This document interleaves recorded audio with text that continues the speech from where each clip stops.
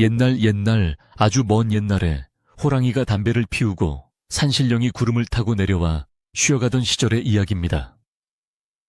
강원도 깊은 상월자기에는 사람이 발길이 닿기 힘든 험준한 산세 속에 작은 암자가 하나 숨겨져 있었는데 그 이름은 무심함이라 불렸으며 세상의 모든 번뇌를 잊고 마음을 비운다는 뜻을 품고 있었습니다. 첩첩산중이라 봄에는 진달래가 흐드러지게 피고 여름에는 계곡 물소리가 우렁차게 들리지만 겨울이 오면 온 세상이 하얗게 덮여 마치 구름 위에 떠 있는 듯한 고립된 세상이 되는 곳이었습니다. 이 무심함에는 해진이라는 법명을 가진 젊은 스님이 홀로 기거하며 불도를 닦고 있었는데 그는 나이는 젊었으나 눈빛이 깊고 성품이 대나무처럼 고다 마을 사람들에게 살아있는 부처라 칭송받곤 했습니다. 해진 스님은 속세의 인연을 모두 끊고 오직 깨달음을 얻기 위해 이 험한 산속으로 들어왔기에 사람을 만나는 일보다 산새나 다람쥐와 눈을 맞추는 일이 더 많은 날들을 보내고 있었습니다. 그는 매일 새벽 도량석을 돌며 잠든 숲을 깨우고 차가운 계곡물에 얼굴을 씻으며 흐트러진 마음을 다잡는 것으로 하루를 시작하는 수행자였습니다. 어느 해 겨울 유난히 바람이 매섭고 하늘이 낮게 내려앉은 날이 계속되더니 산짐승들도 모두 굴 속으로 숨어버려 사방이 쥐 죽은 듯 고요해지는 기이한 정적이 감돌기 시작했습니다. 해진 스님은 아침 공양을 마치고 마당에 나와 하늘을 올려다보았는데 회색빛 구름이 산봉우리를 집어삼킬 듯이 무겁게 짓누르고 있어 예사롭지 않은 눈이 내릴 것임을 직감했습니다. 스님은 서둘러 장작을 아궁이 옆으로 옮기고 낡은 문풍지를 다시 한번 꼼꼼하게 살피며 다가올 혹한을 대비하느라 분주하게 몸을 움직였습니다. 오후가 되자마자 하늘에서 하얀 손뭉치 같은 눈송이가 하나둘씩 떨어지기 시작하더니 이내 앞이 보이지 않을 정도로 거센 눈보라가 되어 산사를 집어삼킬 듯이 휘몰아치기 시작했습니다. 바람은 성난 짐승처럼 울부짖으며 처마 끝에 매달린 풍경을 요란하게 흔들어댔고 마당에 쌓인 눈은 빗자루질을 할 새도 없이 순식간에 발목을 덮고 무릎까지 차올랐습니다. 해진 스님은 빗자루를 내려놓고 합장을 하며 자연의 거대한 힘 앞에 인간이 얼마나 작은 존재인지 다시금 깨달으며 방으로 들어갔습니다. 날이 어두워지자 눈발은 더욱 굵어져서 이제는 방문을 여는 것조차 힘들 정도로 마당 가득 눈이 쌓였고 산 아래 마을로 내려가는 좁은 오솔길은 이미 흔적조차 찾을 수 없이 지워져 버렸습니다. 암자는 마치 세상과 완전히 단절된 섬처럼 변해버렸고 들리는 것은 오직 바람이 문풍지를 때리는 소리와 가끔 지붕 위에서 눈무게를 이기지 못해 쏟아져 내리는 소리뿐이었습니다. 스님은 방 한가운데 앉아 촛불 하나에 의지한 채 목탁을 두드리며 경전을 외웠지만 마음 한구석에는 왠지 모를 불안감이 스며들어 연불 소리가 바람 소리에 묻히는 듯 했습니다.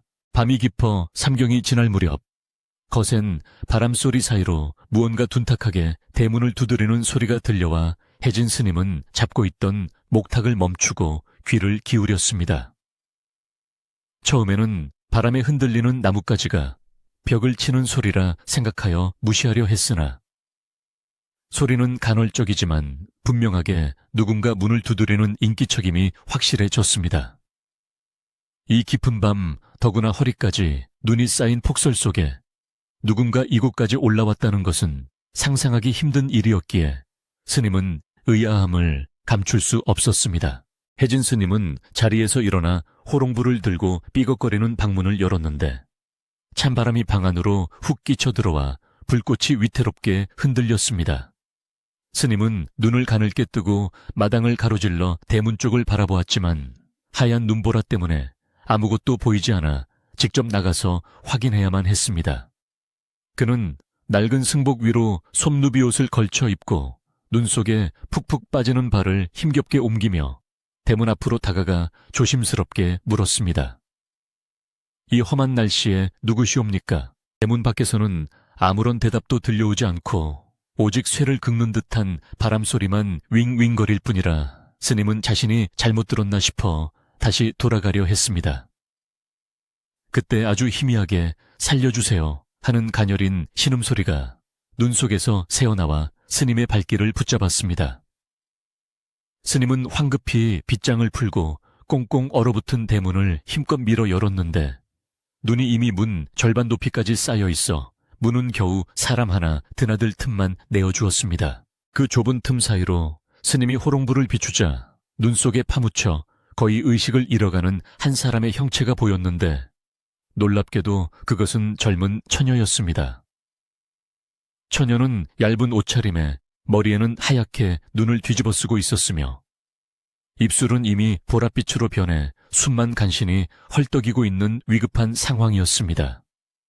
혜진 스님은 수행자의 몸으로 여인을 가까이 하는 것이 계율에 어긋나는 일임을 알았으나 눈앞에서 죽어가는 생명을 외면하는 것은 더 큰 죄업이라 생각하여 망설임 없이 그녀에게 다가갔습니다.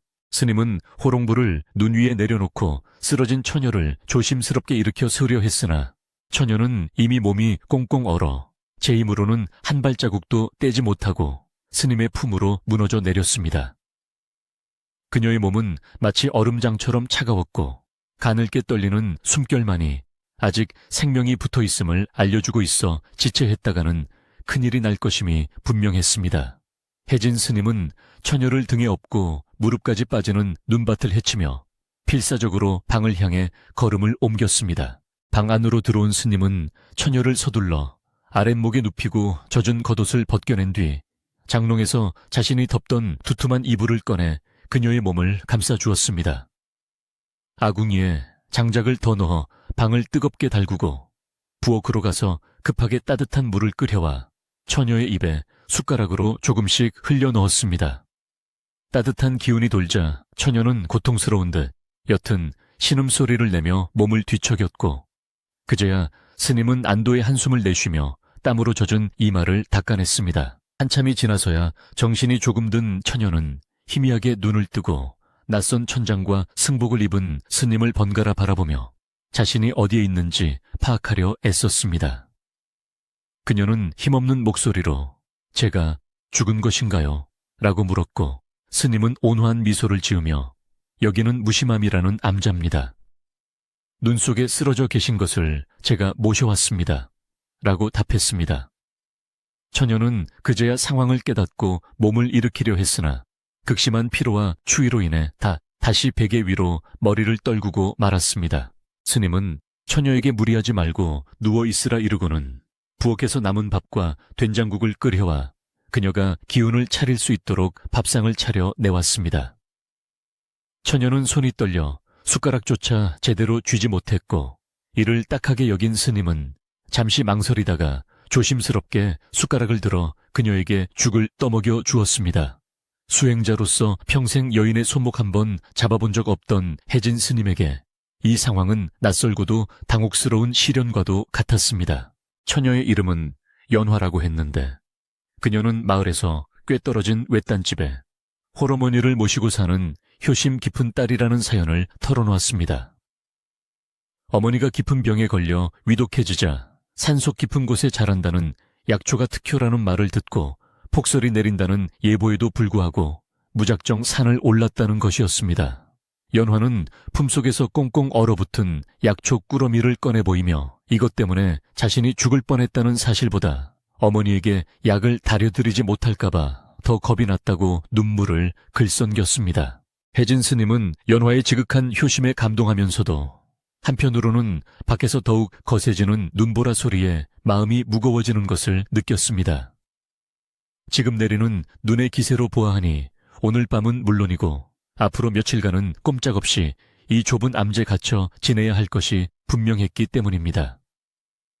남녀가 유별하고 수행자의 계율이 엄격한데 좁은 방 하나뿐인 암자에서 젊은 처녀와 단둘이 밤을 보내야 한다는 사실은 스님에게 큰 번뇌를 안겨주었습니다. 스님은 마음을 다잡기 위해 벽을 향해 돌아앉아 다시 목탁을 잡고 연부를 외우기 시작했지만 등 뒤에서 들려오는 연화의 가느다란 숨소리는 자꾸만 그의 귀를 파고들었습니다. 연화 역시 스님에게 폐를 끼치고 있다는 생각에 안절부절 못하며 벽 쪽으로 최대한 몸을 붙이고 숨소리조차 크게 내지 않으려 조심했습니다. 방 안에는 장작 타는 소리와 스님의 나지막한 독경 소리만이 흘렀지만 두 사람 사이에는 말로 표현할 수 없는 어색한 긴장감이 감돌았습니다. 새벽이 다가오자 눈보라는 더욱 기승을 부려 암자의 지붕을 덮은 눈의 무게가 석가래를 짓누르는 삐걱거리는 소리가 들릴 정도였습니다. 스님은 잠시 독경을 멈추고 문을 열어 밖을 내다보았는데 눈은 이미 처마 밑까지 차올라 마당과 산의 경계가 완전히 사라진 상태였습니다. 이제는 내려가고 싶어도 내려갈 수 없고 누군가 올라올 수도 없는 완벽한 고립무원의 상태가 된 것이었습니다. 연화는 걱정스러운 눈빛으로 스님의 등을 바라보며 스님, 눈이 그치지 않으면 저는 언제 집에 갈 수 있을까요? 라고 떨리는 목소리로 물었습니다. 스님은 문을 닫고 다시 자리에 앉으며 담담한 목소리로 자연의 섭리는 사람이 어찌할 수 없는 법입니다. 눈이 그치고 길이 열릴 때까지는 이곳에서 몸을 보존하는 것이 부처님의 뜻이라 생각하십시오. 라고 그녀를 안심시켰습니다. 하지만 스님의 마음속에도 어머니를 걱정할 연화의 마음과 세상 사람들의 입방에 오를지도 모를 걱정이 교차하며 복잡한 심경이 일었습니다. 날이 밝았지만 하늘은 여전히 잿빛구름으로 뒤덮여 있었고 눈은 그칠 기미조차 보이지 않아 세상은 온통 하얀 감옥처럼 변해 있었습니다. 아침 공양을 지으려 부엌으로 간 스님은 쌀독을 확인하고 한숨을 내쉬었는데 혼자 지낼 때는 충분했던 양식이 두 사람이 먹기에는 턱없이 부족해 보였기 때문입니다. 스님은 쌀을 아끼기 위해 평소보다 물을 많이 부어 묽은 죽을 쑤었고 김치를 꺼내어 조촐한 아침상을 차려 방으로 들고 갔습니다. 연화는 밤새 뜬 눈으로 지샌 듯 눈가가 퀭했지만 스님이 가져온 죽을 보고는 송구스러운 마음에 몸둘 바를 몰라 하며 고개를 숙였습니다. 그녀는 스님께서 드셔야 할 양식을 제가 축내고 있어 죄송합니다. 라며 숟가락을 들지 못했고 스님은 생명을 살리는 것이 쌀 한 톨보다 중한 법입니다. 어서 드시고 기운을 차려야 어머니께 돌아갈 수 있습니다. 라며 따뜻하게 권했습니다. 그제야 연화는 눈물을 훔치며 죽을 한 숟가락 떠서 입에 넣었고 따뜻한 온기가 식도로 넘어가는 것을 느끼며 감사의 마음을 되새겼습니다. 그렇게 좁은 암제서의 기묘한 동거는 시작되었고 밖에서는 쉴 새 없이 눈이 쏟아져 내리며 두 사람을 세상으로부터 더욱더 격리했습니다. 암자 안에서는 스님의 불경 읽는 소리와 연화의 조용한 바느질 소리가 어우러졌지만 그 평온함 속에는 언제 깨질지 모를 살얼음판 같은 위태로움이 숨어 있었습니다. 스님은 최대한 연화와 눈을 마주치지 않으려 노력하며 수행에만 전념하려 했고 연화는 스님의 그림자라도 밟을세라 조심하며 구석자리를 지켰습니다. 하지만 좁은 방 안에서 두 사람의 숨결이 섞이고 옷자락이 스치는 일을 완전히 피할 수는 없었기에 시간이 지날수록 미묘한 감정의 기류가 흐르기 시작했습니다. 스님은 연화가 잠든 모습을 보며 속세의 어머니나 누이의 얼굴을 떠올리기도 했고 연화는 스님의 곧은 등과 단단한 어깨를 보며 듬직함과 고마움을 느끼기도 했습니다. 물론 두 사람 모두 그것이 남녀간의 정이라기보다는 인간으로서 느끼는 연민과 존중이었지만 세상의 눈으로 볼 때는 오해를 사기에 충분한 상황이었습니다. 한편 산 아래 마을에서는 며칠째 계속되는 기록적인 폭설로 인해 집들이 눈에 파묻히고 길들이 끊겨 난리가 난 상황이었습니다. 사람들은 눈을 치우느라 정신이 없었지만 그 와중에도 산속 암제 홀로 있는 해진 스님의 안부를 걱정하는 목소리가 하나둘씩 나오기 시작했습니다. 하지만 그 걱정의 틈바구니 속에서 폭설이 내리기 직전 산으로 올라가는 젊은 여자를 보았다는 소문이 누군가의 입에서 흘러나오며 마을은 술렁이기 시작했습니다. 어느 입 가벼운 이가 내가 똑똑히 봤어. 그 눈보라가 치기 직전에 웬 처녀가 보찜을 메고 무심함 쪽으로 올라갔다니까 라고 떠벌리기 시작하자 사람들의 귀가 솔깃해졌습니다. 처음에는 그저 잘못 보았겠지 하며 넘기던 사람들도 눈이 그치지 않고 암자가 고립된 시간이 길어지자 점점 그 소문에 살을 붙이며 상상의 나라에를 펼치기 시작했습니다. 그렇게 하얀 눈이 세상을 덮어가는 동안 마을 사람들의 마음속에는 검은 의심의 싹이 트고 있었습니다.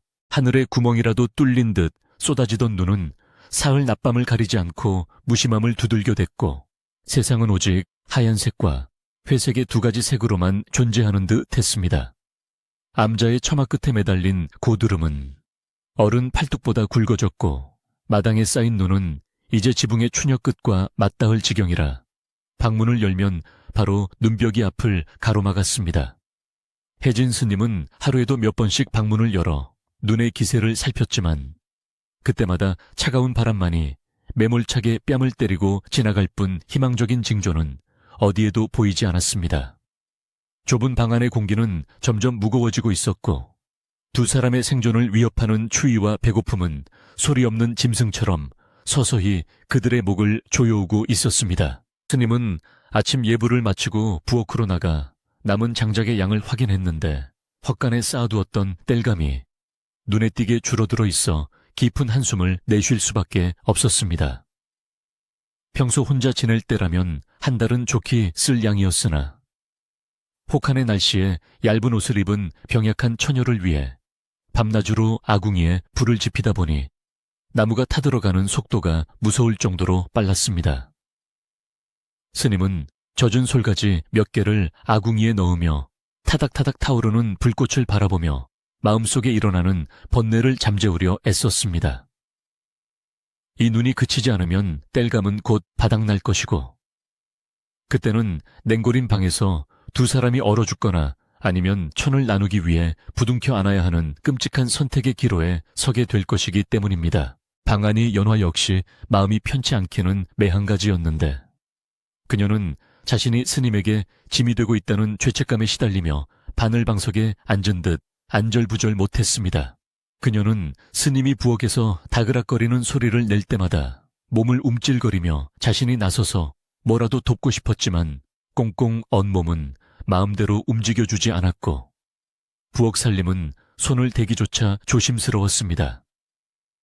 연화는 아랫목의 따뜻한 자리를 차지하고 앉아있는 것이 송구하여 윗목으로 자리를 옮기려 했으나 스님은 방으로 들어올 때마다 엄한 표정으로 그녀를 다시 아랫목에 앉히곤 했습니다. 환자가 찬 곳에 앉으면 병이 깊어집니다.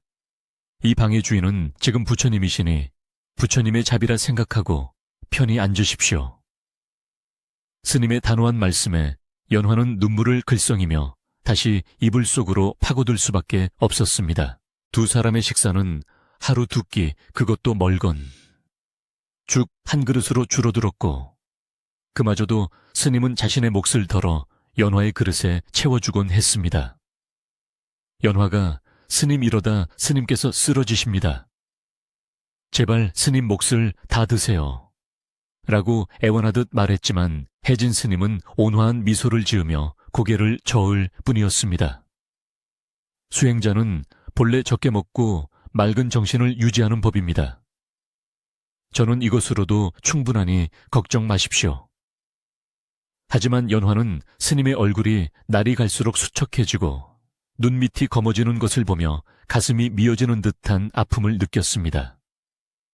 스님은 배고픔을 잊기 위해 더욱더 경전 읽기에 몰두했고 목탁 소리는 공복의 고통을 씹어삼키듯 더욱 강렬하고 절박하게 울려 퍼졌습니다. 한편 산 아래 마을에서는 눈이 너무 많이 와서 집집마다 고립되는 것을 막기 위해 장정들이 모두 나와 눈길을 트느라 북새통을 이루고 있었습니다.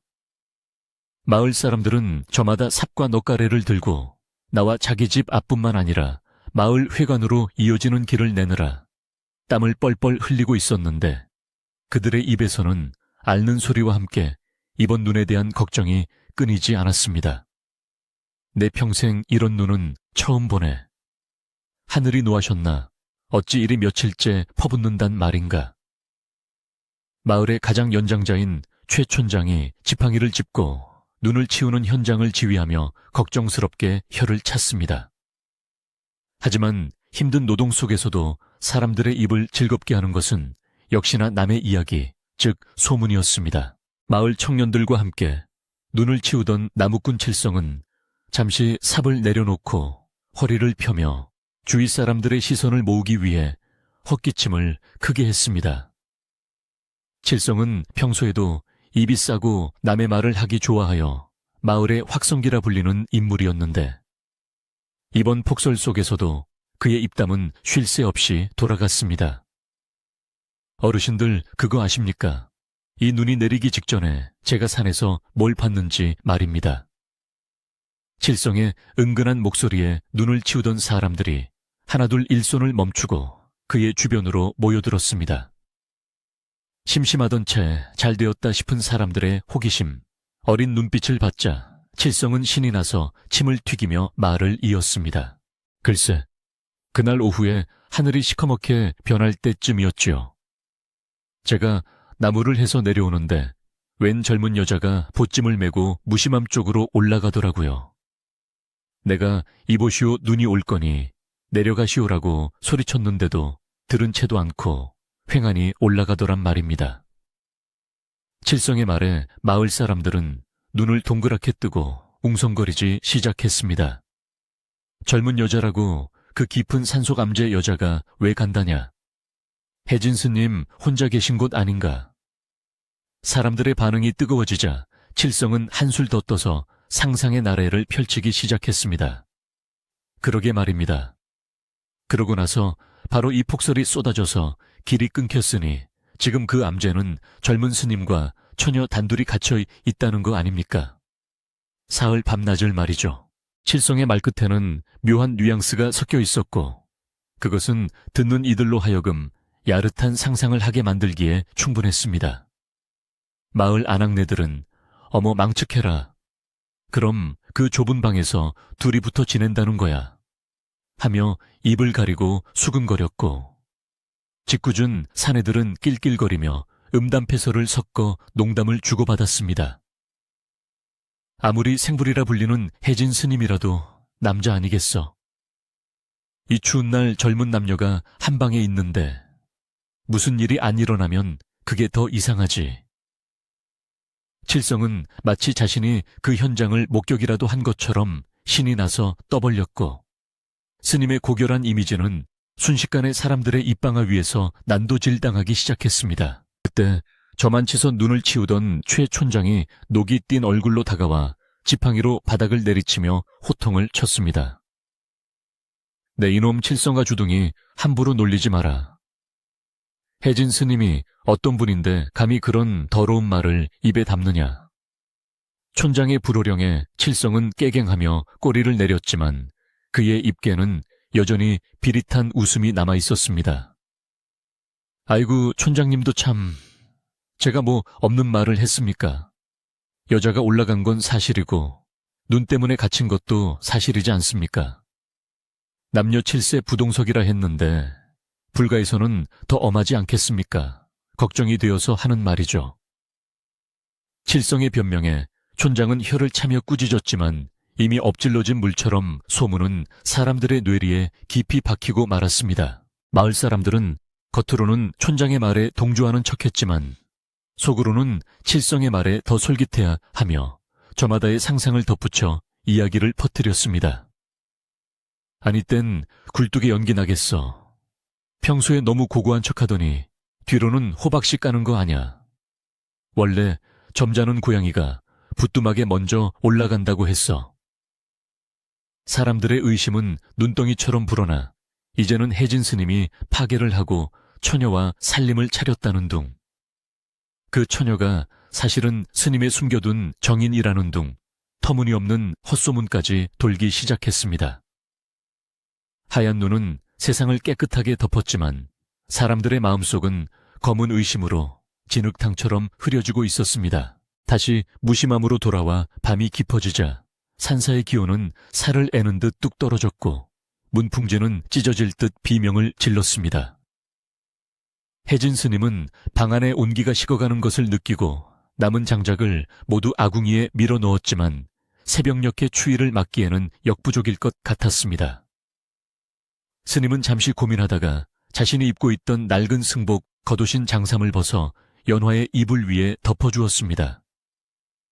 연화가 화들짝 놀라며 스님 이러시면 안 됩니다. 스님께서 얼어 죽습니다. 라고 거절했지만 스님은 단호하게 그녀의 손을 눌러 옷을 덮어주었습니다. 저는 수행으로 단련된 몸이라 견딜 수 있습니다. 시주님은 몸이 약하니 한기라도 들면 큰일입니다. 스님은 윗목방에서 가장 차가운 곳에 가부좌를 틀고 앉아 두 눈을 감고 입정 루딩에 들려 노력했습니다. 뼛속까지 파고드는 한기가 온몸을 떨게 했지만 스님은 이를 악물고 정신을 집중하며 추위를 잊으려 했습니다. 하지만 스님도 사람인지라 아랫목에서 들려오는 연화의 숨소리와 희미하게 풍겨오는 여인의 살냄새는 그의 굳건한 마음에 자꾸만 작은 파문을 일으켰습니다. 그것은 욕망이라기보다는 인간으로서 느끼는 본능적인 외로움과 온기에 대한 갈망이었기에 스님은 더욱더 치열하게 자신과의 싸움을 벌여야만 했습니다.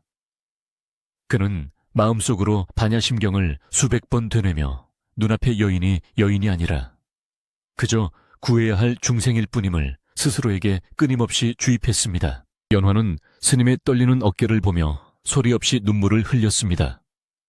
자신 때문에 저토록 고생하는 스님을 보며 차라리 자신이 눈 속에 파묻혀 죽는 게 나았을지도 모른다는 극단적인 생각까지 들었습니다. 그녀는 이불 속에서 몰래 나와 스님의 등 뒤에 다가가려 했지만 스님의 서리빨 같은 기운에 눌려 참아 손을 뻗지 못했습니다. 대신 그녀는 마음속으로 간절히 빌었습니다. 부처님, 제발 눈을 그치게 해주세요. 저 스님이 저 때문에 죄를 짓지 않게, 마을 사람들의 오해를 사지 않게 제발 길을 열어주세요. 연화의 기도는 좁은 방을 가득 채우며 촛불과 함께 일넘겼습니다. 나흘째 되는 날, 아침 거짓말처럼 눈이 잦아들기 시작했습니다. 구름 사이로 희미한 햇살이 비치자 세상은 눈부신 은사액으로 빛났지만 그 아름다움은 암제 갇힌 두 사람에게는 잔인한 고립의 풍경일 뿐이었습니다. 스님은 문을 열고 눈이 멈춘 것을 확인했지만 기쁨보다는 걱정이 앞섰습니다. 눈이 멈췄다는 것은 곧 마을 사람들이 올라올 수 있다는 뜻이고 그것은 곧 두 사람의 관계에 대한 세상의 심판이 시작된다는 것을 의미했기 때문입니다. 스님은 퀭한 눈으로 연화를 바라보며 나직하게 말했습니다. 이제 곧 사람들이 올라올 것입니다. 그때까지 마음 단단히 먹으십시오. 우리는 하늘을 우러러 한 점 부끄러움이 없으니 당당하면 됩니다. 마을에서는 눈이 그치자마자 최 촌장의 주도해 무심함으로 가는 길을 뚫기 위한 원정대가 꾸려졌습니다. 겉으로는 고립된 스님을 구출한다는 명분이었지만 대다수 사람들의 눈빛에는 스님의 파괴를 확인하고야 말겠다는 관음증적인 호기심이 이글거리고 있었습니다. 칠성은 제일 앞장서서 삽을 휘두르며 사람들을 선동했습니다. 자, 갑시다. 가서 우리 눈으로 똑똑히 확인해 봅시다. 생불이라던 혜진 스님이 어떤 꼴을 하고 있는지. 사람들은 칠성의 뒤를 따라 줄지어 산을 오르기 시작했고 그들의 발자국 소리는 마치 죄인을 잡으러 가는 포졸들의 발걸음처럼 위협적으로 눈 덮인 산을 울렸습니다. 혜진 스님은 산 아래에서 들려오는 웅성거리는 소리를 들으며 마당에 쌓인 눈을 쓸기 시작했습니다. 며칠을 굶어 힘이 하나도 없었지만 그는 흐트러진 모습을 보이지 않기 위해 전 먹던 힘까지 짜내어 빗자루질을 했습니다. 마당에 눈을 치우는 행위는 단순히 길을 내는 것이 아니라 자신을 둘러싼 오해와 의심을 걷어내고 마음의 티끌을 닦아내는 의식과도 같았습니다. 연화는 방 안에서 문틈으로 스님의 구분 등을 바라보며 다가올 비난의 화살을 자신이 다 막아내리라 다짐하며 옷매무새를 단정히 하고 앉아 있었습니다. 칠성과 마을 사람들이 암자 입구에 거의 다다랐을 때 그들은 깨끗하게 쓸린 마당 한가운데 빗자루를 들고 꼿꼿이 서 있는 혜진 스님을 보았습니다. 스님의 승복은 낡고해져 있었으며 얼굴은 반쪽이 되어 있었지만 그 눈빛만은 형형하게 빛나고 있어 함부로 범접할 수 없는 위엄을 풍기고 있었습니다. 칠성은 잠시 기가 죽었지만 이내 눈을 희번덕거리며 큰 소리로 외쳤습니다. 스님 계십니까? 저희가 길을 뚫으러 왔습니다. 근데 혼자 계신 게 아니라고 들었는데 꿀단지라도 숨겨두셨습니까? 그의 비아냥거리는 목소리가 고요한 산새 쩌렁쩌렁 울려 퍼졌습니다. 스님은 아무런 대꾸도 없이 칠성과 마을 사람들을 그저 조용히 응시했습니다. 그 침묵은 천마디 말보다 더 무겁게 사람들의 가슴을 짓눌렀지만 이미 흥분한 마을 사람들은 멈추지 않고 살인문을 밀치고 마당으로 들이닥쳤습니다. 최 촌장이 뒤늦게 헐떡이며 올라와 이놈들아 예의를 갖춰라 라고 소리쳤지만 사람들의 시선은 이미 굳게 닫힌 방문을 향해 꽂혀 있었습니다. 저 안에 여자가 있지 문 열어봐. 누군가 소리쳤고 칠성은 회심의 미소를 지으며 방문 앞으로 성큼성큼 다가갔습니다. 암자의 마당에는 팽팽한 긴장감이 감돌았고 이제 방문이 열리면 모든 진실이 드러날 운명의 순간이 다가오고 있었습니다. 방문고리를 잡은 칠성의 손이 잠시 멈칫했습니다. 안에서 아무런 기척도 느껴지지 않았기 때문입니다. 하지만 뒤에서 지켜보는 수많은 눈동자가 그를 재촉하고 있었기에 그는 에라 모르겠다 하는 심정으로 방문을 활짝 제쳤습니다. 찬바람과 함께 방 안의 풍경이 드러나자 웅성거리던 마을 사람들은 순간 숨을 멈추고 입을 다물었습니다. 그곳에는 그들이 상상했던 음탕한 광경 대신 예상치 못한 모습이 펼쳐져 있었기 때문입니다. 좁은 방 그 안의 공기는 바깥만큼이나 차가웠지만 그곳에 앉아있는 처녀의 모습은 마치 그림 속의 선녀처럼 정갈하고도 슬퍼 보였습니다. 방문이 활짝 열리고 차가운 바람이 방 안으로 들이닥치자 방 한가운데 다소곳이 앉아있던 연화는 갑작스러운 소란에 놀란 토끼처럼 어깨를 움츠렸으나 이내 고개를 들어 당당하게 문 밖의 사람들을 마주보았습니다.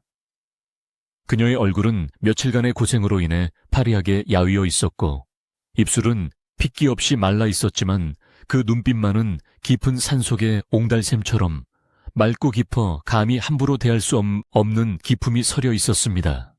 마을 사람들은 칠성의 호언장담과는 달리 옷매무새 하나 흐트러짐 없이 단정하게 앉아있는 처녀의 모습에 기세가 한풀 꺾여 헛기침만 해대며 서로의 눈치만 살폈습니다.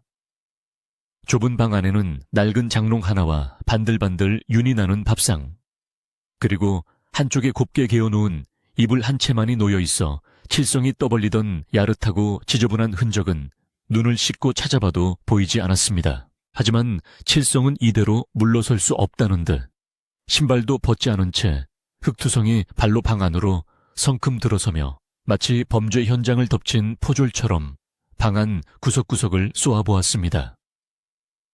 허허, 이거 참 얌전한 척은 혼자 다 하고 있구만. 이 좁은 방에서 사하을 밤낮을 젊은 남녀가 붙어 있었는데 아무 일이 없었다고 지나가던 개가 웃을 일이야. 칠성의 비아냥거림에 뒤에 서 있던 몇몇 사내들이 낄낄거리며 동조하는 웃음을 흘렸고 그 소리는 고요한 산사의 공기를 찢어발기듯 날카롭게 파고들었습니다. 혜진 스님은 마당에 서서 그 모든 모욕을 묵묵히 듣고만 있었는데 그의 주먹 쥔 손이 가늘게 떨리고 있는 것을 본 사람은 아무도 없었습니다. 연화는 칠성의 무례한 언사의 분노보다는 서글픔이 밀려와 가슴이 먹먹해지는 것을 느꼈으나 자신 때문에 스님의 청정한 수행 생활이 더럽혀지는 것을 두고 볼 수만은 없었습니다. 그녀는 떨리는 무릎을 짚고 힘겹게 자리에서 일어나 품속에 소중히 간직하고 있던 낡은 보자기 하나를 꺼내어 칠성과 마을 사람들 앞으로 내밀었습니다. 어르신들, 제발 함부로 말씀하지 말아주세요. 저는 병드신 어머니를 살리기 위해 약초를 캐러 왔다가 조난을 당한 것입니다. 스님이 아니었다면 저는 이미 저 눈 속의 시체가 되었을 것입니다. 연화가 떨리는 손으로 보자기를 풀자 그 안에는 꽁꽁 얼어붙어 서리가 낀 산삼. 몇 부리와 약초들이 드러났는데 그것은 그녀가 목숨을 걸고 지켜낸 효심의 증거였습니다. 칠성은 약초를 보고 잠시 멈칫했으나 이미 엎질러진 물을 주워 담기에는 자존심이 허락하지 않아 애써 콧방귀를 뀌며 말을 돌렸습니다. 흑약초는 약초고 남녀 산열지사는 별개의 문제지. 핑계 없는 무덤 없다더니 딱 그 짝이구만. 그 약초 캔다고 산에 올라와서 눈 맞은 거 누가 모를 줄 알고.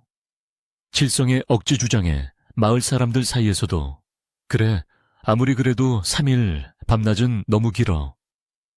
젊은 혈기에 그게 참아지나 하는 의심의 목소리가 다시 고개를 들기 시작했습니다.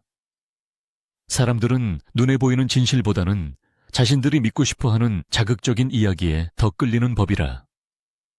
연화의 진심 어린 호소도 이미 색안경을 낀 그들의 귀에는 변명으로만 들릴 뿐이었습니다. 그때 묵묵히 마당에 서 있던 혜진 스님이 천천히 걸음을 옮겨 방문 앞으로 다가왔는데 그의 발걸음에는 청은망은의 무게가 실려 있는 듯 무겁고도 엄숙했습니다.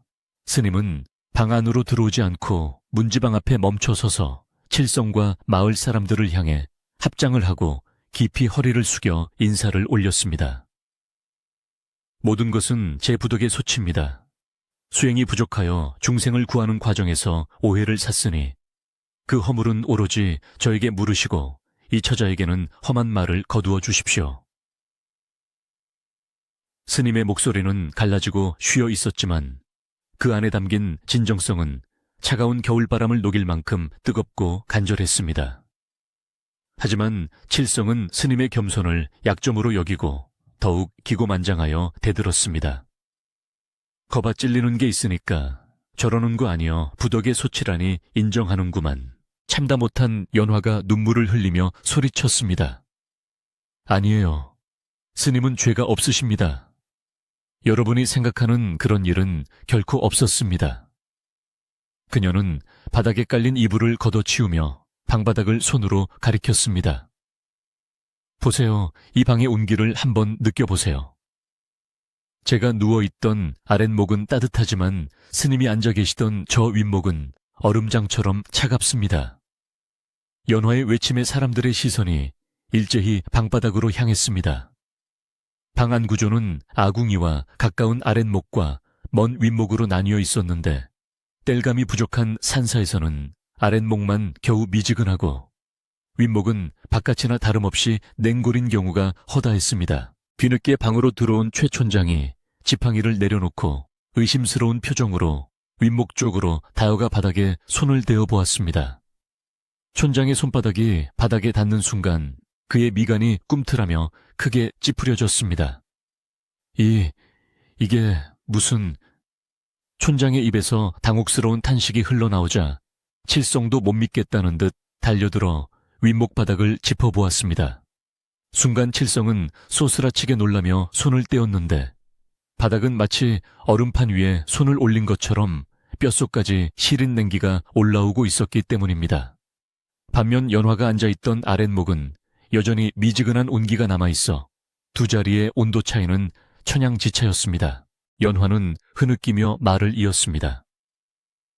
스님께서는 저에게 얼어 죽지 말라고 아랫목을 내어주시고 당신께서는 저 냉골인 윗목에서 꼬박 사흘 밤낮을 뜬 눈으로 세우셨습니다.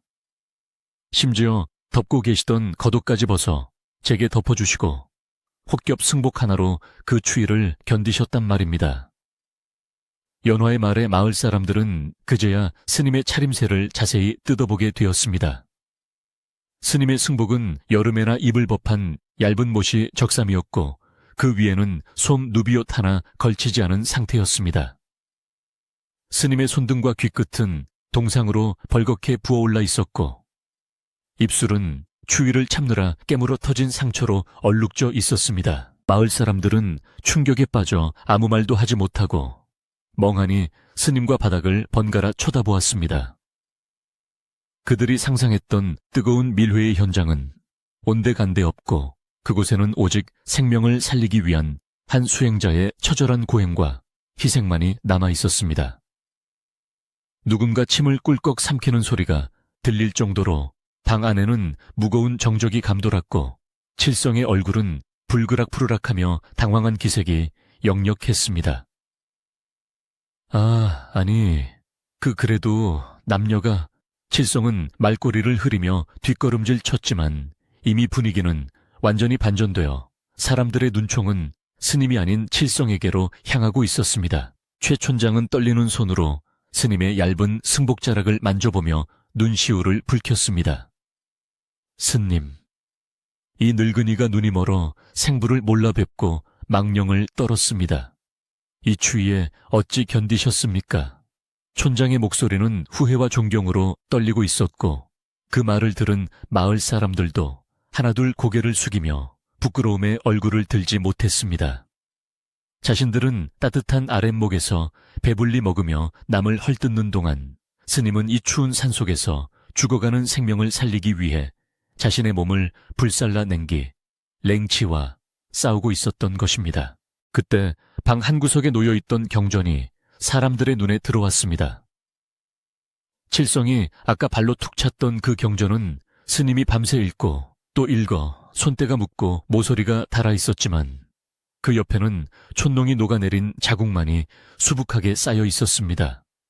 그것은 스님이 잠들지 않고 밤을 지새우며 흔들리는 마음을 다잡고 수행에 정진했음을 보여주는 무언의 증거였습니다. 연화는 눈물을 닦으며 스님께서는 제가 불안해할까봐 한숨도 주무시지 않고 밤새 연부를 외워 주셨습니다. 그런 분을 두고 어찌 그런 입에 담지 못할 말씀을 하십니까? 라며 마을 사람들을 준엄하게 꾸짖었습니다. 스님은 그제야 옅은 미소를 지으며 고개를 저었습니다. 촌장님, 그리고 마을 분들 자책하지 마십시오. 눈이 너무 많이 와서 세상이 갇히다 보니 사람의 마음도 갇혀 좁아진 것뿐입니다. 저는 그저 제 도리를 다했을 뿐 칭송받을 일도 아닙니다. 스님의 너그러운 용서에 마을 사람들은 더욱더 몸둘 바를 몰라 했고 개 중에는 훌쩍이며 눈물을 훔치는 아낙네들도 있었습니다. 칠성은 쥐구멍이라도 찾고 싶은 심정으로 슬금슬금 뒤로 빠지려 했지만 사람들의 따가운 시선에 갇혀 옴짝달싹할 수 없는 처지가 되었습니다. 최 촌장은 지팡이로 칠성의 정강이를 툭 치며 호통을 쳤습니다.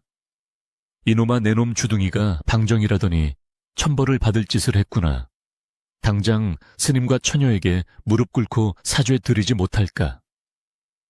촌장의 호통의 칠성은 털썩 무릎을 꿇고 손이 발이 되도록 빌기 시작했습니다. 스님, 제가 죽을 죄를 지었습니다. 눈이 뒤집혀서 헛것을 봤나 봅니다. 제발 용서해 주십시오. 칠성의 비굴한 모습에 스님은 다가가 그의 어깨를 감싸 일으켜 세우며 사람은 누구나 실수할 수 있습니다. 그 마음을 돌려 남을 돕는데 쓰면 됩니다. 라고 다독였습니다. 그 따뜻한 손길에 칠성은 왈칵 눈물을 쏟으며 자신의 어리석음을 뼈저리게 후회했습니다. 방 안이 냉기는 여전했지만 사람들의 마음속에는 훈훈한 기운이 퍼져나가기 시작했습니다. 오해와 의심으로 얼어붙었던 마을 사람들의 마음이 스님의 고결한 희생정신과 자비심 앞에서 봄눈 녹듯 녹아내린 것입니다. 마을 사람들은 누가 먼저랄 것도 없이 자신들이 가져온 짐을 풀기 시작했습니다. 스님, 이거라도 드시고 기운 차리세요. 아이고, 이 처녀 꼴 좀 봐. 빨리 마을로 데려가서 뜨거운 국밥이라도 먹여야겠어. 사람들은 챙겨온 주먹밥과 떡 말린 과일 등을 밥상 위에 쏟아놓으며 미안한 마음을 표현하려 애썼습니다. 스님은 마을 사람들이 내놓은 음식들을 보며 감사한 마음을 표하면서도 가장 먼저 연화에게 따뜻한 물 한 그릇을 건넸습니다. 시주님, 이제 안심하고 드십시오. 길이 열렸으니 곧 어머니를 뵐 수 있을 것입니다. 스님의 세심한 배려에 연화는 다시 한번 감동의 눈물을 흘리며 물그릇을 받아들였습니다. 좁은 암자는 순식간에 사람들로 북적이며 활기를 되찾았고 며칠간 암자를 짓누르던 고독과 공포의 그림자는 완전히 자취를 감추었습니다. 창밖으로 비치는 햇살은 눈밭에 반사되어 눈부시게 빛났고 그 빛은 마치 진실이 밝혀진 순간을 축복이라도 하는 듯 암자 안을 환하게 비추었습니다. 마을 장정들은 서둘러 연화를 업고 내려갈 채비를 서둘렀습니다. 그녀의 발이 동상으로 부어올라 걷기 힘든 상태였기 때문입니다. 최 촌장은 스님에게도 함께 마을로 내려가 몸을 추스를 것을 권했으나 스님은 단호하게 고개를 저었습니다. 저는 이곳을 지켜야 합니다. 수행자가 저를 비우고 속세로 내려가면 쓰겠습니까? 마음만 감사히 받겠습니다. 스님의 고집을 꺾을 수 없음을 아는 촌장은 대신 마을 사람들에게 일러 땔감을 넉넉히 해오고 쌀과 반찬을 암자 곳곳에 채워두도록 지시했습니다. 사람들이 분주하게 움직이는 동안 혜진 스님은 마당 한 구석에 서서 하얗게 눈 덮인 산봉우리를 바라보았습니다. 그의 눈빛은 폭설이 내리기 전보다 훨씬 더 맑고 깊어져 있었는데 그것은 며칠간의 시련을 견뎌내고 얻은 깨달음의 빛이었습니다. 그는 이번 일을 통해 사람들의 의심과 비난조차도 수행의 한 과정임을, 그리고 진실은 언젠가는 반드시 드러난다는 평범한 진리를 다시금 뼈저리게 느꼈던 것입니다. 바람은 여전히 차가웠지만 스님의 가슴 속에는 꺼지지 않는 불꽃 같은 따뜻함이 타오르고 있었습니다. 준비가 끝나고 연화가 마을 청년의 등에 엎여 암자를 떠나려 할 때 그녀는 자꾸만 뒤를 돌아보며 스님에게 시선을 고정했습니다. 말로 다 할 수 없는 고마움과 미안함, 그리고 존경심이 그녀의 눈망울에 가득 고여 있었습니다. 스님은 합장한 채로 그녀에게 묵묵히 작별 인사를 건넸고 연화는 마음속으로 스님의 평안을 빌며 눈물을 삼켰습니다. 마을 사람들이 썰물처럼 빠져나가고 다시 고요해진 암제는 칠성이 흘리고 간 참회의 눈물, 자국과 사람들이 채워두고 간 온기만이 남아있었습니다. 하지만 이것으로 끝이 아니었으니 산 아래 마을에서는 스님의 덕행을 기리기 위한 준비가 한창이었고 이야기는 더 큰 따뜻함을 향해 흘러가고 있었습니다. 마을 사람들의 등에 엎여 산을 내려가는 연화의 눈에는 안도감과 함께 뜨거운 눈물이 쉴 새 없이 흘러내려 볼을 적시고 있었습니다. 그녀의 등 뒤로 멀어지는 무심함은 이제 하얀 눈 속에 파묻힌 작은 점처럼 보였지만 그곳에서 겪었던 사흘간의 기억은 그녀의 가슴 속에 평생 지워지지 않을 거대한 산처럼 자리 잡았습니다. 자신을 업은 마을 청년의 널찍한 등은 따뜻했지만 그녀의 마음은 여전히 차가운 윗목에서 홀로 수행하고 있을 혜진 스님에게 가 있었기에 발걸음 하나하나가 죄스러움으로 무거웠습니다. 산을 내려가는 행렬은 올라올 때와는 사뭇 다른 분위기였는데 올라올 때에 기세등등하고 호기심 어린 웅성거림은 온데간데 없고 오직 눈 밟는 소리와 거친 숨소리만이 침묵을 채우고 있었습니다. 사람들은 저마다 스님의 숭고한 희생과 자신들의 얄팍한 의심을 비교하며 부끄러움에 고개를 들지 못했고 그 침묵은 그 어떤 웅변보다도 강렬하게 그들의 마음을 두드리고 있었습니다. 마을 어귀에 다다르자 연화의 소식을 듣고 버선발로 뛰어나온 이웃 아낙네들이 그녀를 맞이하며 걱정스러운 목소리로 안부를 물었습니다. 아이고, 이게 웬일이야. 살아 돌아와서 천만다행이네. 어머니가 얼마나 기다리셨는지 알아. 아낙들의 말에 연화는 비로소 자신이 어머니 곁으로 돌아왔음을 실감하며 참았던 울음을 터뜨렸습니다. 마을 사람들은 서둘러 연화를 그녀의 집으로 데려갔는데 쓰러져가는 초가집 굴뚝에서는 연기조차 제대로 피어오르지 않고 있어 보는 이들의 마음을 짠하게 했습니다. 방 안에는 병든 어머니가 호티브를 덮고 누워 쇳소리 나는 기침을 토해내고 있었는데 딸의 인기척을 느끼고는 힘겨운 눈을 뜨고 손을 허공으로 뻗었습니다. 연화야, 내 딸 연화니. 어머니의 갈라진 목소리에 연화는 어머니 품으로 달려들어 통곡하며 그동안의 서름을 쏟아냈습니다. 최 촌장은 마을 사람들을 시켜 방에 불을 지피고 쌀독을 채우도록 지시한 뒤 연화가 가져온 귀한 약초를 받아들고 마을에서 약을 잘 다린다는 의원을 불렀습니다. 의원은 얼어붙은 산삼과 약초들을 보며 혀를 내둘렀습니다. 이 귀한 것을 이 폭설 속에 구해왔단 말인가? 이건 그냥 약초가 아니라 효심이 만들어낸 영약일세. 정성을 다해 다리면 반드시 차도가 있을 걸세. 의원의 말에 마을 사람들은 다시 한번 연화의 효심과 그것을 지켜준 스님의 은공을 되새기며 숙연해졌습니다. 부엌에서는 약탕관이 보글보글 끓어오르며 쌉싸름하면서도 구수한 향기가 집 안가득 퍼져나갔고 그 향기는 마치 얼어붙었던 마을의 인심을 녹이는 훈풍처럼 사람들의 마음속으로 스며들었습니다. 한편 칠성은 마을로 내려오는 내내 죄인처럼 고개를 푹 숙인 채 행렬의 맨 뒤에서 말없이 걷기만 했습니다. 그의 머릿속에는 얼음장 같은 윗목에 앉아있던 스님의 모습과 자신의 비아냥거림을 묵묵히 받아내던 그 깊은 눈빛이 잊히지 않고 맴돌았습니다. 평소 남의 험담을 즐기고 입방아 찢는 것을 낙으로 삼던 그였지만 이번만큼은 자신의 혀가 칼이 되어 타인을 찌르고 결국은 자신에게 되돌아왔음을 뼈저리게 느끼고 있었습니다. 마을 회관 앞에 도착하자 최 촌장은 사람들을 해산시키지 않고 모두 마당에 모이게 했습니다. 촌장은 지팡이를 짚고 엄숙한 표정으로 사람들 앞에 서서 마을 전체에 퍼져 있던 경솔함과 불신을 꾸짖기 시작했습니다. 우리는 오늘 큰 죄를 지었다.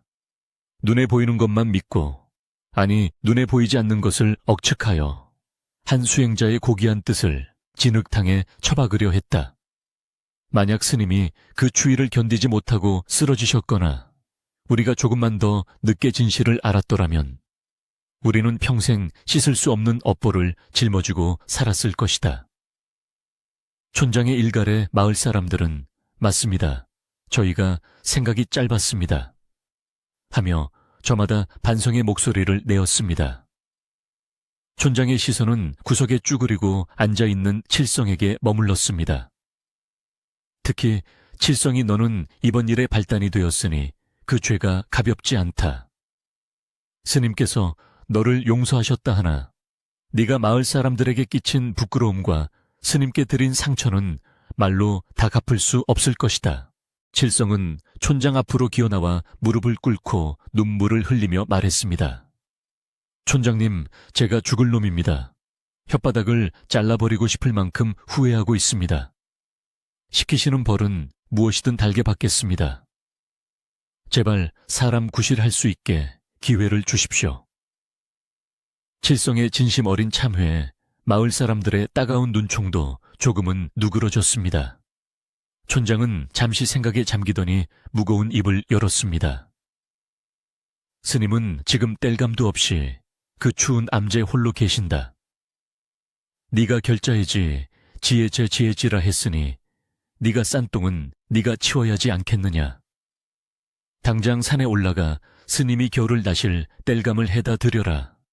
내 놈 입에서 단내가 날 때까지 나무를 해다 바치면 그 땀방울이 네 죄를 조금이나마 씻어줄 것이다. 그날부터 칠성은 사람이 완전히 달라졌습니다. 그는 새벽별이 지기도 전에 지게를 지고 산을 올랐고 해가 져서 어둑어둑해질 때까지 도끼질을 멈추지 않았습니다.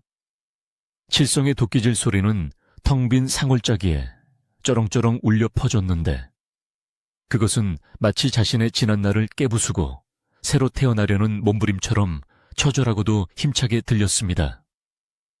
그는 굵은 참나무를 베어 장작을 패고 그것을 차곡차곡 지게에 씻고 가파른 눈길을 오르내렸습니다.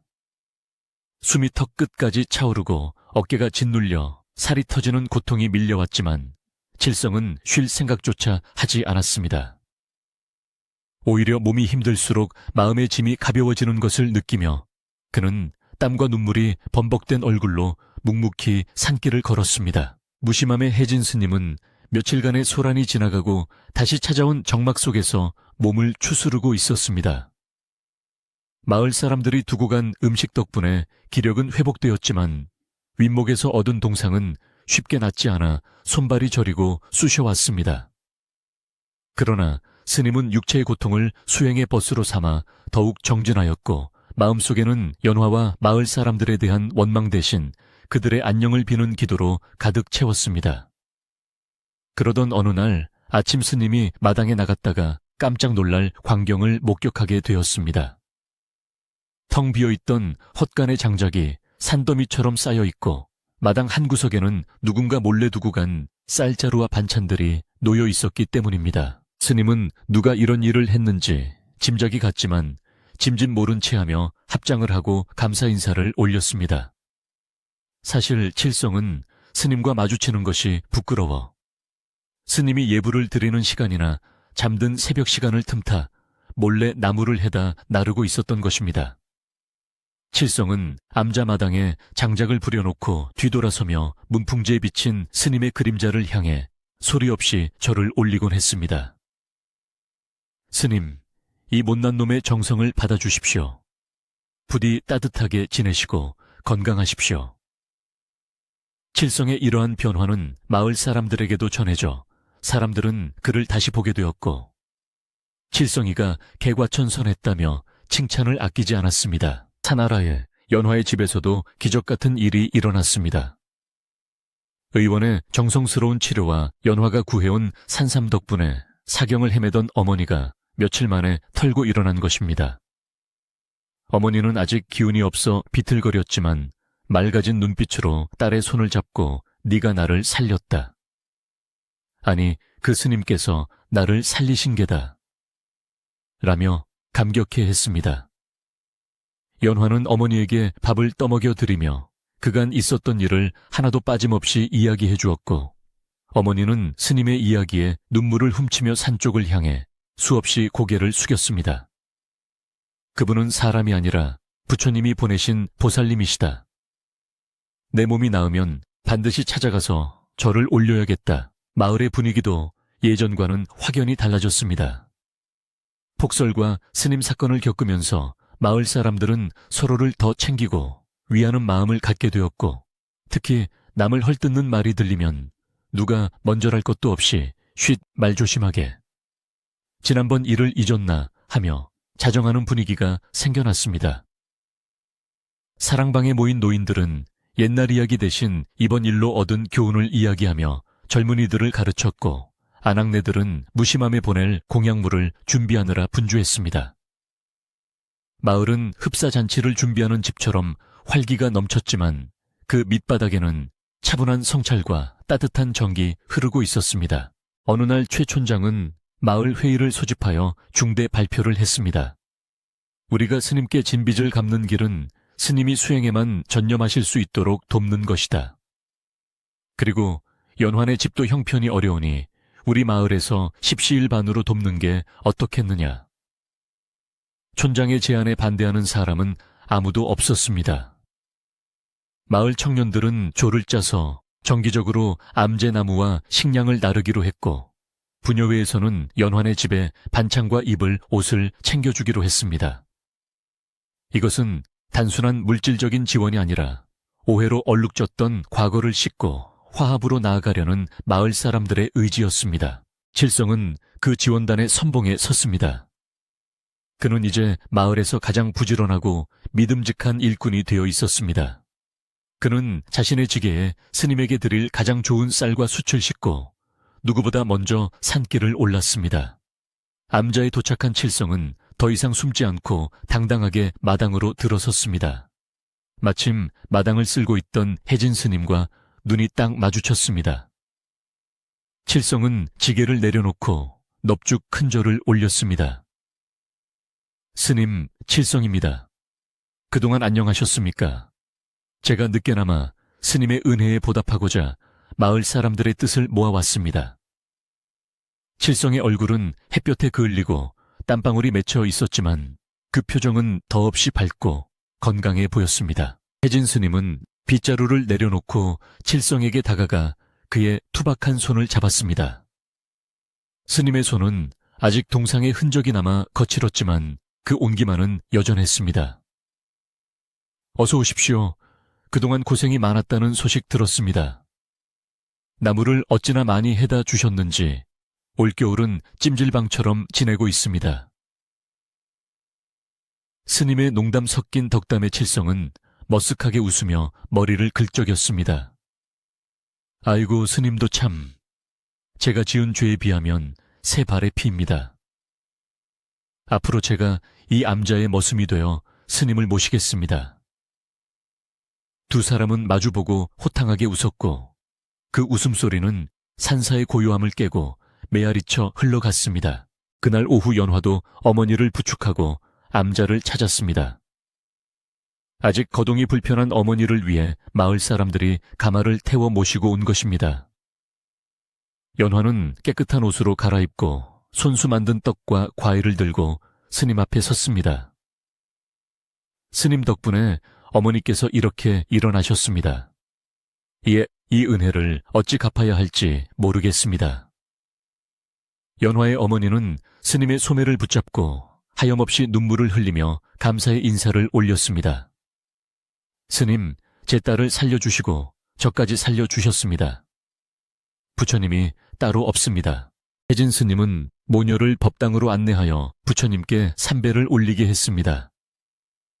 은혜는 제가 아니라 부처님께 갚으십시오. 그리고 두 분이 건강하고 행복하게 사시는 것이 곧 저에게 보답하는 길입니다. 법당 안에는 향냄새가 은은하게 퍼져 있었고 스님의 목탁 소리는 그 어느 때보다 청가하고 맑게 울려 퍼졌습니다. 연화와 어머니 그리고 칠성과 마을 사람들은 스님의 등 뒤에서 함께 절을 올리며 마음의 평화를 얻었습니다. 그 순간 암자는 더 이상 고립된 공간이 아니라 세상의 모든 아픔과 오해를 치유하는 따뜻한 안식처가 되어 있었습니다. 해가 뉘엿뉘엿 넘어가고 산새 저녁 노을이 붉게 물들 무렵 마을 사람들은 내려갈 채비를 했습니다. 최 촌장은 스님에게 스님, 이제 저희는 한 식구입니다. 필요한 것이 있으면 언제든 기별 주십시오. 라고 말하며 굳게 약속했습니다. 스님은 마을 사람들이 내려가는 모습을 산문 앞까지 배웅했습니다. 칠성은 마지막으로 뒤를 돌아보며 손을 크게 흔들었고 연화는 수줍게 미소를 지으며 고개를 숙여 인사했습니다. 줄지어 내려가는 사람들의 모습은 마치 긴 띠처럼 이어져 있었고 그들은 서로의 천을 나누며 훈훈한 정을 안고 집으로 돌아가고 있었습니다. 스님은 다시 혼자가 되었지만 예전과 같은 외로움은 느껴지지 않았습니다. 텅 빈 마당에는 사람들이 남기고 간 온기가 가득했고 헛간에 쌓인 장작은 보기만 해도 마음을 든든하게 해주었습니다. 스님은 방으로 들어와 아랫목에 앉았습니다. 이제는 아랫목도 윗목도 모두 따뜻했습니다. 그는 칠성이 해다준 장작이 타는 소리를 들으며 타닥타닥 타오르는 불꽃 속에서 사람들의 얼굴을 하나하나 떠올렸습니다. 오해가 이해로 바뀌고 의심이 믿음으로 변하는 기적을 체험한 스님은 이 겨울이 결코 춥지만은 않다는 것을 깨달았습니다. 밤이 깊어지자 산새는 다시 고요가 찾아왔지만 그 고요는 삭막함이 아닌 평온함이었습니다. 하늘에는 별들이 총총히 떠서 암자를 비추고 있었고 가끔 부는 바람소리마저 자장가처럼 부드럽게 들렸습니다. 혜진 스님은 붓을 들어 화선지에 글귀 하나를 써 내려갔습니다. 설중송백 그 눈 속에서도 소나무와 잣나무는 푸르다. 그것은 시련 속에서도 변치 않는 진심과 그 진심이 만들어낸 아름다운 인연을 기리는 스님만의 기록이었습니다. 눈이 녹아 처마 끝에서 떨어지는 물방울 소리가 마치 맑은 옥구슬이 굴러가는 소리처럼 들리기 시작했습니다. 무심함을 뒤덮었던 그 거대하고 위압적이었던 하얀 설산은 이제 봄의 기운 앞에서 서서히 자리를 내어주며 계곡을 흐르는 맑은 물이 되어 세상으로 흘러내려 가고 있었습니다. 그 혹독했던 추위가 물러간 자리에는 따스한 햇살이 내려앉아 꽁꽁 얼었던 대지를 어루만졌고 암자마당 구석구석에는 파릇파릇한 새싹들이 수줍게 고개를 내밀며 생명의 시작을 알리고 있었습니다. 혜진 스님은 아침 일찍 일어나 마당을 거닐며 겨우내 쌓여있던 눈이 녹아 드러난 흙냄새를 깊이 들이마셨습니다. 그 흙내음 속에는 지난 겨울의 시련을 견뎌낸 강인함과 앞으로 다가올 계절에 대한 희망이 섞여 있어 스님의 마음을 더없이 평온하게 만들어 주었습니다. 이제 무심함의 창고는 텅 비어있을 날이 없었습니다. 칠성을 비롯한 마을 장정들이 번갈아가며 땔감을 해다 날랐고 아낙네들은 갓 지은 쌀밥과 정성스레 만든 반찬들을 수시로 날라다 주었기 때문입니다. 스님은 넘치는 공양물을 보며 처음에는 사양했으나 그것이 마을 사람들의 참회이자 정성임을 알기에 감사한 마음으로 받아들여 다시 산짐승들에게 나누어 주거나 더 어려운 이웃 암제 보내는 것으로 그 뜻을 널리 퍼뜨렸습니다. 마을 사람들에게 무심함은 이제 단순한 기도처가 아니라 자신들의 마음을 닦고 서로의 정을 확인하는 마을의 구심점이 되어 있었습니다. 사람들은 힘든 일이 있거나 마음이 어지러울 때면 누가 시키지 않아도 암자로 올라와 스님과 차 한 잔을 나누며 위로를 받고 내려가곤 했습니다. 특히 칠성의 변화는 마을의 큰 자랑거리가 되었습니다. 예전에는 술에 취해 남의 험담이나 늘어놓던 그가 이제는 마을에서 가장 부지런하고 예의 바른 청년이 되어 있었기 때문입니다. 그는 틈만 나면 암제 올라와 낡은 기둥을 손보고 비가 새는 지붕을 고치며 스님이 수행에 불편함이 없도록 굳은 일을 도맡아 했습니다.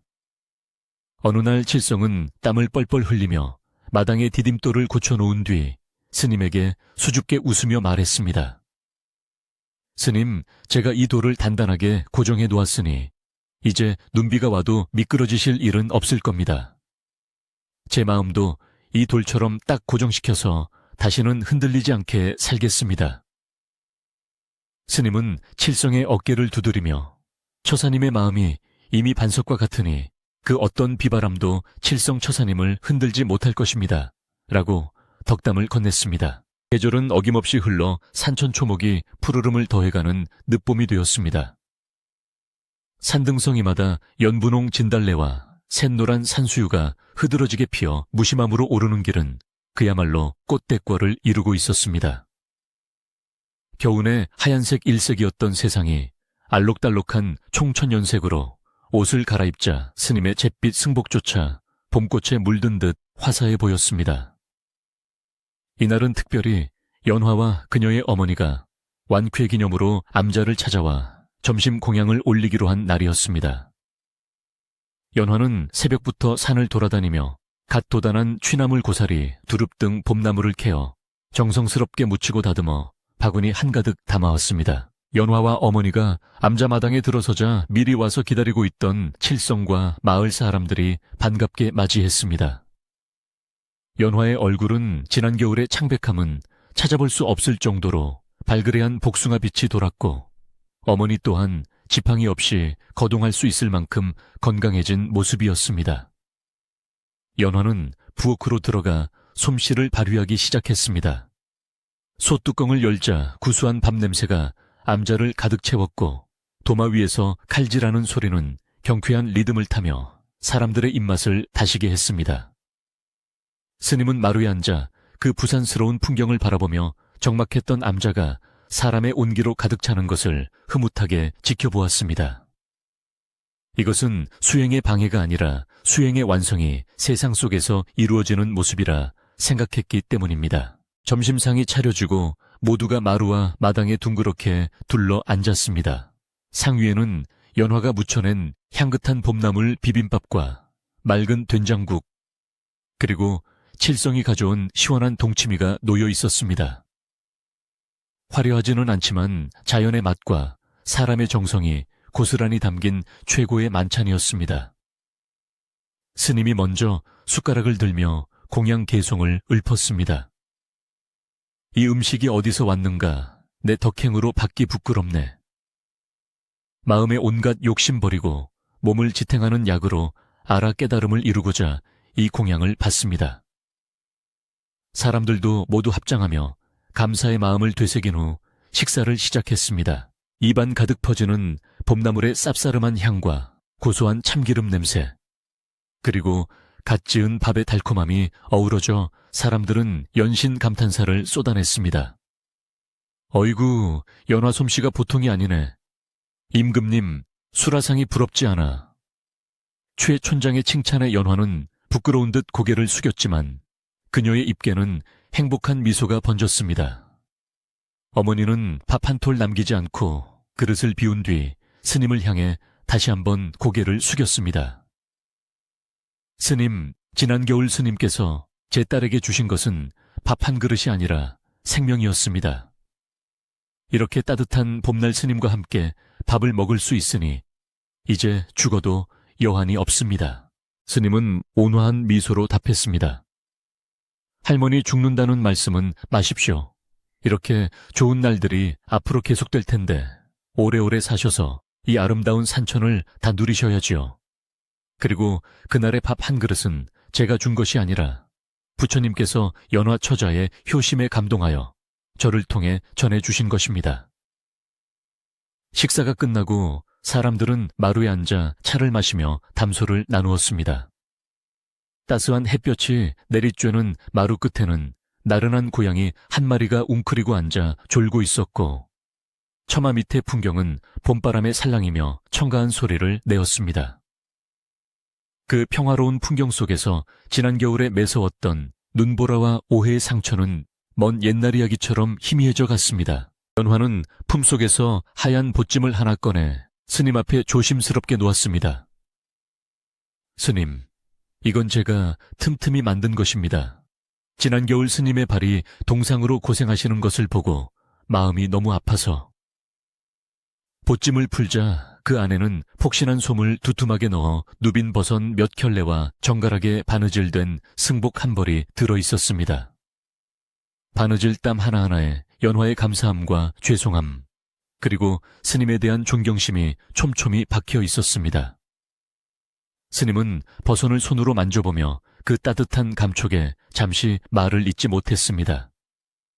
이 귀한 것을 수행자에게는 과분한 선물입니다만 처자의 정성을 생각하여 감사히 받겠습니다. 올겨울에는 이 버선 덕분에 발이 시릴 틈이 없겠습니다. 칠성도 질세라 나서서 말했습니다. 스님, 저는 옷 찢는 솜씨는 없지만 힘쓰는 건 자신 있습니다. 올가을 추수가 끝나면 제가 제일 먼저 달려와서 암자지붕에 이영을 새로 얹어드리겠습니다. 그리고 겨울 땔감은 제가 평생 책임질 테니 걱정 붙들어 매십시오.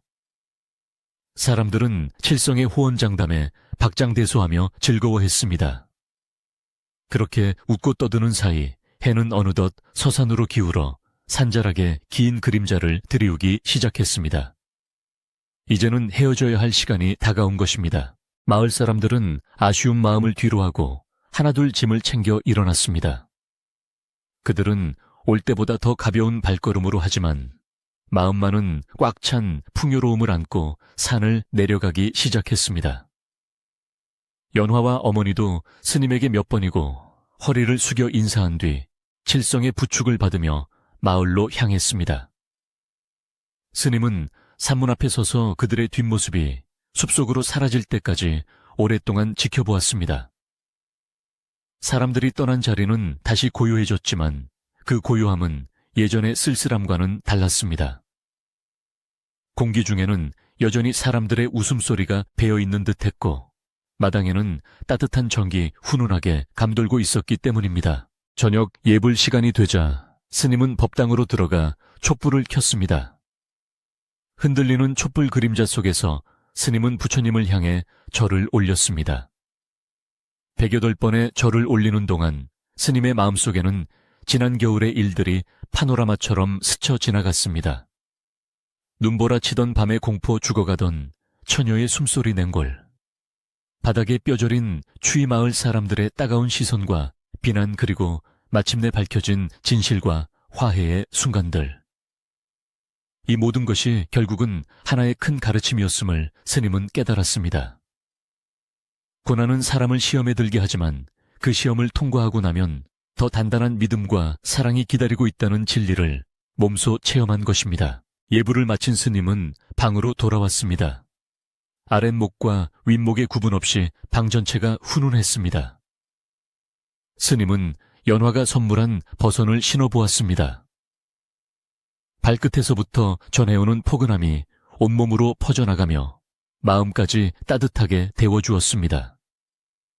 스님은 문을 열어 밤하늘을 올려다보았습니다. 구름 한 점 없는 밤하늘에는 보름달이 둥실 떠올라 암자를 환하게 비추고 있었고 수만 개의 별들이 보석처럼 반짝이며 스님을 내려다보고 있었습니다. 달빛은 너무나 밝아서 마당의 모래알 하나하나까지 셀 수 있을 정도였고 멀리서 들려오는 소쩍새 소리는 밤의 정취를 더해주었습니다. 혜진 스님은 차 한 잔을 우려 마루 끝에 앉았습니다. 찻잔에서 피어오르는 하얀 김이 달빛과 섞여 몽환적인 분위기를 자아냈습니다. 스님은 차를 한 모금 마시며 생각했습니다.